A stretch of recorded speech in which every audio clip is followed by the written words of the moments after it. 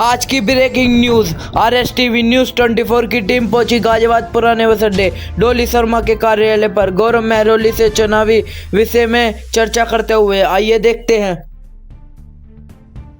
नमस्कार, RSTV news से मैं आशीष शर्मा। हमारे यहाँ गाजियाबाद डोली शर्मा जी के यहाँ पर आइए बात करते हैं।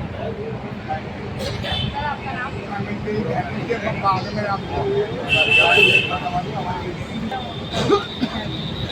देखिए, लगता मुझे नहीं है, लगता पूरी जनता को है। और इस बार जनता मन बनाए बैठी है। जो डोली शर्मा जी के जो प्रतिद्वंदी जो चुनाव लड़ रहे हैं भाजपा की तरफ से, उन्होंने विकास का उन्हें वाह भी नहीं पता। विकास पूरा पता होना तो बहुत बड़ी बात है। उन्हें विकास का स्टार्टिंग होना वाह भी नहीं पता। जब लोग इस पे तो वो जवाब में बताते हैं। इनके पास कलम की ताकत ना होने के बाद भी इतना काम गाजियाबाद के साथ किया उन्होंने लोगों के साथ, तो अगर इनके पास कलम की ताकत जनता इन्हें दे देगी तो कितना ज़्यादा काम होगा। इन्हीं चीज़ों को ध्यान में रखते हुए इन्हें पूरा बहुमत और पूरा समर्थन ग्रामीण क्षेत्रों से और शहर से पूरा समर्थन मिल रहा है। और जहाँ पे भाजपा का गढ़ बताया जाता है साहिबाबाद विधानसभा, उस बार सबसे पहले हराने का काम जनता ने यहीं से करी। तो आप समझ लीजिए कि हाथ नहीं आएंगे। मुझे उम्मीद नहीं है, मैं जनता का विश्वास देख रहा हूँ और हम जीत रहे हैं, मुझे पता है। और अभी हमने अपने आप को जीता इसलिए नहीं माना क्योंकि हम काम करना चाहते हैं उस वक्त तक जब तक लास्ट वोट डल के पेटियां पैक ना हो जाए। गाजियाबाद के लिए क्या सोचा है? देखिए, गाजियाबाद के बहुत समस्या है जो यहाँ पे जनता को हो रही है, तो उसका निवारण तो कुछ सोचा होगा। देखिए, गाजियाबाद में जलभराव की समस्या, रोजगार की समस्या और जो स्वास्थ्य चिकित्सालय हैं उनकी ज़्यादा सबसे बड़ी समस्या है क्योंकि बेड अवेलेबल नहीं है, पेशेंट ज़्यादा हो जाते हैं, दवाइयों की समस्या बहुत ज़्यादा है। ठीक है ना, इन सब समस्याओं को ध्यान में रखते हुए और मैं आपको सबसे बड़ी समस्या गाजियाबाद की बताता हूँ। गाजियाबाद की जो समस्या सबसे बड़ी है मार्केटों में, मार्केटों की भीड़ भाड़ को लेकर पार्किंग की समस्या हो जाती है। जैसे कि मार्केटें खुल गई हैं, पार्किंग में इतना जाम लग जाता है जिसकी वजह से हमारे कुछ पेशेंट अगर हॉस्पिटल जा रहे हैं तो जाम की वजह से उनकी जान जा सकती है। ऐसी चीज़ों पर ध्यान दिया जाएगा। कूड़े की एक बहुत बड़ी समस्या, डंपिंग ग्राउंड को लेकर बहुत बड़ी समस्या है क्योंकि अगर डंपिंग ग्राउंड की व्यवस्था यहाँ नहीं की गई तो आप कितने भी स्वास्थ्य यहाँ पे खोल लीजिए, यहाँ के लोग स्वस्थ हवा नहीं ले पाएंगे। तो इन्हीं चीज़ों पर ध्यान में रखते हुए मैं आपके चैनल के माध्यम से अपील करना चाहूँगा और मैं धन्यवाद आपका इसलिए करना चाहूँगा कि आप कांग्रेस के कार्यालय पे आके हमारी बातों को जन तक पहुँचाने का काम कर रहे हैं। और मैं अपील करना चाहूँगा आपके चैनल के माध्यम से आने वाली 26 तारीख को कि आप सारे काम जनता भूल जाए। बस ये चीज़ ध्यान में रहे कि स्वास्थ्य मंत्री ने आपको कैसा ठगने का काम किया था कोरोना काल में।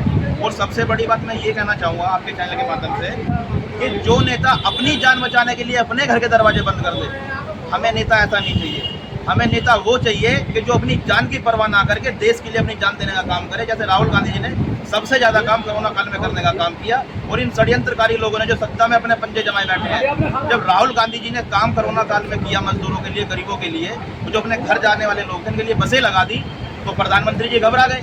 तो राहुल गांधी जी को सबसे पहले रोकने का काम किया। लेकिन वो जनता भूली नहीं है कि सबसे पहले उन्हें रोड से बिठाकर बस भेजने वाले राहुल गांधी जी थे, जो इंडिया गठबंधन को ताकत बनाने का काम कर रहे हैं। अखिलेश यादव जी थे, जो गठबंधन इंडिया गठबंधन की ताकत है। और एक ताकत मैं आपको बता देना चाहता हूँ, केजरीवाल जी, इन्होंने दिल्ली के मुख्यमंत्री को अरेस्ट करने का काम किया। और मैं धन्यवाद करूंगा ऐसे लोगों का जिन्होंने उन्हें जेल में भेजने का काम किया। वो जेल गए हैं इसीलिए 7 सीट जीतने हैं। सबसे बड़ी मिस्टेक बीजेपी के लोगों ने यहाँ पे कर। जितने ज़्यादा नेताओं को उठाने का, जेल भेजने का काम करेंगे, इंडिया गठबंधन उतना ज़्यादा मजबूत होगा।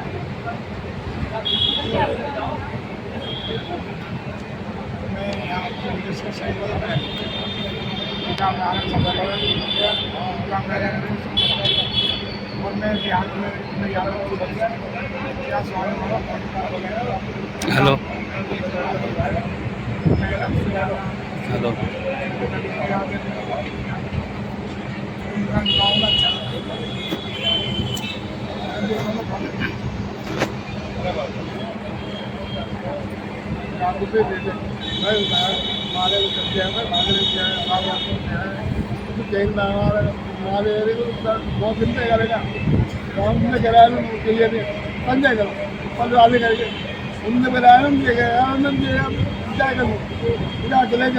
राहुल गांधी को कहलाए हाँ उनका चाहिए ऊपर वाले अंदर आराम ज़्यादा जल्दी गया कभी मिल गया मारे रन ज़्यादा मारे जमाने मारने के लिए उनके लिए समझ लो उनसे हमारे हम मोदी को लेंगे सर मैं जानना चाहती हूँ आपसे कि सरकार आने से पहले सब बातें करते हैं, बाद में सब उनका वही आ जाता है कि जो चल रहा है वैसा ही चलने दो। सर इस पर आप कुछ कहना चाहेंगे? 1947 में देश आजाद हुआ, अंग्रेजों का सताया हुआ देश था, देश के पास कुछ नहीं था। मोटरसाइकिल किसने दी, कार की व्यवस्था किसने की, लैपटॉप कौन लेके आया, कंप्यूटर कौन लेके आया, ठीक है, बैंक किसने दिए, इतने सारे जो मेडिकल किसने दिए, इतने कॉलेजेस किसने दिए, यूनिवर्सिटी किसने दी, सब कांग्रेस ने दी ना। वादे किए तो निभाए ना। और देश को इतना कुछ दे दिया, इतना कुछ दे दिया अपने 55-56 साल के जो उन्होंने राज जो किया। जब षड्यंत्रकारी लोग यहाँ पे आए तो अपना तो कुछ कर नहीं पाए, लेकिन इनकी छवि खराब करते करते वो इतने बर्बाद हो गए जो कांग्रेस ने देश को दिया। सब देखने का निरंतर काम कर रहे हैं, दिखाना ये है। जनता से मैं पूछना चाहता हूँ, और एक सबसे बड़ी बात देखिए, जिसने अपने सामने भगवान का कद छोटा कर दिया हो, जिस प्रधानमंत्री ने भगवान का कद छोटा कर दिया हो, तो मैं भारत की जनता से पूछना चाहता हूँ कि आपको सवाल करना चाहिए, क्योंकि भगवान बड़े हो सकते हैं, प्रधानमंत्री कभी बड़ा नहीं हो सकता। इतना बड़ा पोस्टर प्रधानमंत्री को दिखा दिया और ऐसे उंगली पकड़ के लेके आ रहे हैं। किसी की विसात नहीं है कि भगवान की उंगली पकड़ के लेके आए। उन्होंने तो प्रभु श्री राम का जन्म का द्वारा करा दिया। प्रभु श्री राम जी क्या हमें छोड़ के कभी गए थे? गए थे। उनके पिता कौन है? दशरथ जी। आप समझ रहे हैं ना क्या कहना चाह रहा हूँ? एक सेकंड, दशरथ जी उनके पिता हैं, तो प्रधानमंत्री एक सेकंड उनको लेके आएंगे। तो मैं प्रभु श्री राम के ऊपर ये बात कर रहा था, राम जी कहीं गए नहीं थे, ठीक है, राम जी कहीं गए नहीं थे। और वो प्रभु श्री राम जी को महल में ले जाने की बात कर रहे हैं, मंदिर में ले जाने की बात कर रहे हैं। और भारत की जनसंख्या जो कि 135 करोड़ वोटिंग में दर्शाई जाती है, जिनकी वोट आती है गवर्नमेंट के पास, उनका रिकॉर्ड है। मेरे घर में 8 वोट हैं, 5 आई हैं, 3 गायब हो गई। तो ऐसे इतने परिवारों की वोट गायब हो जाती है, उन जनसंख्या को काउंटिंग में कौन लेके आएगा? मेरे हिसाब से, उस कैलकुलेशन के हिसाब से तो कम 160 करोड़ से ऊपर है। वो जब बात 160 करोड़ की बात करते हैं और राम जी को महल में ले जाने की बात करते हैं, तो 165 करोड़ जनसंख्या वाले देश का हक अधिकार खा के, उनके रोजगार को खा के, उनके